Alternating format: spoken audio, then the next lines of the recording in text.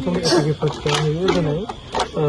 दिनै नैथि फार्स्ट सेथि खेबाव दिनै नोंथांमोना मोनसे ब्लग दाबाय आरो नैथि प्राइमारिनि बेलायाव दिनै भैरबकुन्द ब्लगाव होयो सपन गंसे प्राइमारि खाबुनिल' थारैनो जों गोजोननाय मोन्दों थांनाय 2 तारिख एप्रिलाव अल्टारनेटिभ पार्टि अफ बर'लेण्डखौ जों जोनोम होदोंमोन बेयाव जोङो सेन्ट्रेल कमिटिखौ जों दानानै लादों फुल प्लेजेड नङा आफादगिरि गाहाय नेहाथारि बिनिफ्राय स्पक्स पार्सन बाखि एक्जिकिउटिभ मेम्बार महरै जोङो सेन्ट्रेल कमिटिखौ जों दानानै लादोंमोन आरो बिदिनो जोङो पार्टिनि मोनसे थांखि बायदियै जिल्लाफोरखौ जों दानो थांखि लादों दा बेबायदिहाय उदालगुरि जिल्लायाव जोङो जिल्लाखौ दाग्राखै हरसिंगा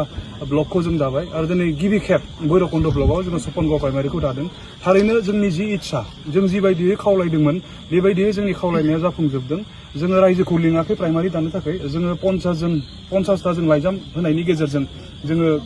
दिनैनि बे प्राइमारिखौ दाफुंनो नागिरदोंमोन आरो थारैनो 50 जननि बारा व्यक्तिफोरा नैबे जोंनि बे प्राइमारि दानाय हाबाफारियाव जोंजों लोगोसे बाहागो लाबाय आरो बेखौ नुनानै जोङो थारैनो गोजोननाय मोन्दों जे अल्टारनेटिभ पार्टि अफ बर'लेण्ड एपिबिखौ जोंनि रायजो राजाफोरा अनसायनानै लादों आरो मोनसे बिसासखौ जोंनि सिगाङाव दिन्थिदों जे बे पार्टिनि गेजेरजों जे सुख'हायै मोनसे जेंनाफोर दङ जोंनि गेजेराव राजखान्थियारि जेंना एनडिबिनि जेंनाफोर दङ जोंनि इयुथ्सफोरनि जेंनाफोर दङ जोंनि हा हुनि जेंनाफोर दङ गुबुन गुबुन जाति जनगोष्ठीनि जे जेंनाफोर दङ बियो थारैनो नैबे अल्टारनेटिभ पार्टि अफ बर'लेण्डनि गेजेरजों माने सुस्राजायै मोनसे जेंनाफोरा सुस्राजागोन होननानै रायजोआ फोथायनाय लाखिनानै जोंनि खावलायनाय बायदि फैदों आरो खामानि मावनो जोंजों लोगोसे हेफाजाब होफैदों आरो बिबानफोरखौ लादों दा बेखौ दिनै जों नुनानै गोसो गोरबोनिफ्राय जों थारैनो रंजादों आरो फैबाय थानाय समाव जोङो मानसिनि मोजां खामानि मावनो थाखाय जों जिहेतु ओंखारदों बियो जोङो साक्सेस जागोन होननानै जोङो बुंनो हायो आरो मोनसे सोंथि खालामनो नोंथांनावहाय बेजों लोगोसे गोबां जायो नोंथांमोनखौ बुंबाय थादों ससियेल मिडियानि गेजेरजोंहाय बिथांमोना खुनु एम्स एन्ड गल्स आइडियलजि बिथांमोना गैया माने बिथांमोना गुबुननि बिथोन बायदिसो सोलिबाय थागोन होनना बुंदों मा बुंदों बे टटेलि नंखाय जोंहा थांखि दङ जोंहा सिमांफोर दङ जायनि थाखाय दिनै जोङो अल्टारनेटिभ पार्टि अफ बर'लेण्डखौ जों जोनोम होदों दिनै एक्स एनडिबि हिसाबै बा एनडिबि हिसाबै जों जि माने जारिमिन सोरजिबोदों बे जारिमिनखौ दिनै जोंहा नायफाफिननांगौनि बिबानफोर दङ मानसिनि मोजां खामानि मावनो जोंहा सिमां दङ आरो बेबायदि सिमांफोरा थानायखायनो अल्टारनेटिभ पार्टि अफ बर'लेण्डआ दिनै जोनोम मोदों सोरबाया जुदि जोंखौ जेबो थांखि गैया जेबो सिमां गैया होननानै जुदि बुंदोंबा बै बेक्तिया जोंदों बेसेबांखिनि क्लस जाय बेक्तिया दिनै बे बाथ्राफोरखौ बुंदों बिथांमोना जोंदों सिथाबाखैबो जोंदों जिरायाखै बिथांमोना बेवहाय बिथांमोना जोंनि सिमांफोरखौ मिथिनाय नङा बरन्स दिनै जों बेखौ नुदों जायफोरा जोंखौ सिमां गैया जेबो मावहैनो हानाय नङा होननानै बुंदों बिथांमोना बैबायदि बेक्तिफोरा जोंखौ गिनानैसो बुंनो गोनां जादों दिनैनि तारिखाव मानोना दिनै जोंहा इस्यु दङ जोंनि इस्युआ दिनै इमसनेल मोनसे इस्यु जातिनि थाखाय नांनानै फैनाय हाग्रा बंग्रा थानाय बेक्तिफोरा दिनै माबायदि रायजो जाहैफिननांदों गामियाव थांनानै बेखौ दिनै बयबो नुदों आरो बयनिख्रुइबो देरसिन मोनसे इमसनेल इस्युआ जाहैबाय रायजो राजाया मोननो लुबैनाय जि मोनसे माने इस्यु बे जाहैबाय रन्जन दैमारि सारा दिनैसिमबो जेलाव दङ एनडिबिनि 64 जन दिनैसिमबो जेलाव दङ बियो दिनै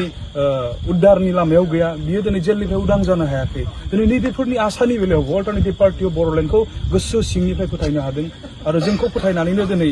जोंनि फारसे रायजो राजाफोरा आवगायबोगोनखौ नुनानैनो बै बेक्तिफोरा बिथांमोना जेबो सिमां गैया सोरनिबा सापर्टआवसो बिसोरो पार्टि दादों होननानै बुंनो बाध्यसो जादों स्ट्रं पलिटिकेल पार्टिफोर दङ स्ट्रं पलिटिकेल पार्टि थासेयाव जानाय एसेबां जादों नोंथांमोना माने एसेबां बेबायदि घाबरानो गोनां जाखो खोथाया बेबायदिनो जोंनि गेजेराव गोहोगोरा स्ट्रं पलिटिकेल पार्टिफोर थायोब्लाबो गोसोआ जुदि गैयाब्ला बियो जेबो जाया मैदेर नुनायाव मैदेरा जुदि दंफां खुन्थाखौ बाननो गोसो गैयाब्ला बियो फिसाबाबो बाननाय नङा गोसोजोंसो खोथा जोंनि गेजेराव स्ट्रं पार्टि थाबालाय मा जानो दिनै जोंनि समायसाखौ मावनो गोसो गैयाब्ला स्ट्रंब्लाबो दिनै बियो जेबो खामानियाव फैनाय नङा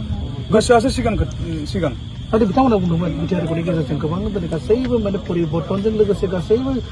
उदखारि नोंथांमोननि हान्जाया गासैबो माने सोलाय सोल' जासिगोन आरो गोजोन थासारियाव थानो हागोन होनना बुंदोंमोन बाट बिटिआर रेकर्ड कमप्लिट जाबाय 5 years कमप्लिट जाबाय बेनि बे आज इट इज बिथांमोनाबो जेलावनो दङ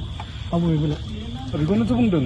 नोंथाङा दाबावै सोंबाय गोबां गोहोगोरा पार्टिफोर दिनै जोंनि गेजेराव दङ